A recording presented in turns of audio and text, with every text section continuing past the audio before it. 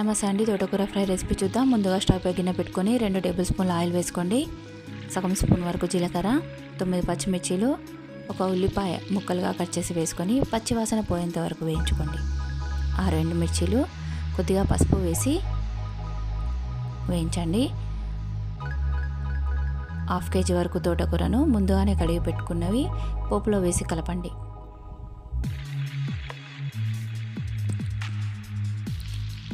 ఒకసారి బాగా కలిపిన తర్వాత మూత పెట్టి ఉడికించండి. మధ్య మధ్యలో మూత తీస్తూ కలుపుతూ ఉడికించండి. సగం ఉడికిన తర్వాత 1 స్పూన్ కంటే కొంచెం తక్కువ సాల్ట్ వేసి కలపండి. సాల్ట్ వేసిన తర్వాత మూత పెట్టకుండా ఉడికించండి. అలాగే చివరిగా ఒక ఎల్లిపాయ కచ్చాపచ్చాగా దంచిన వేసుకొని 1 నిమిషం పాటు మూత పెట్టి ఉడికించి తోటకూరను సర్వ్ చేసుకోండి. మీరు మా ఛానల్ని లైక్ చేయండి, షేర్ చేయండి, సబ్స్క్రైబ్ చేసుకోండి.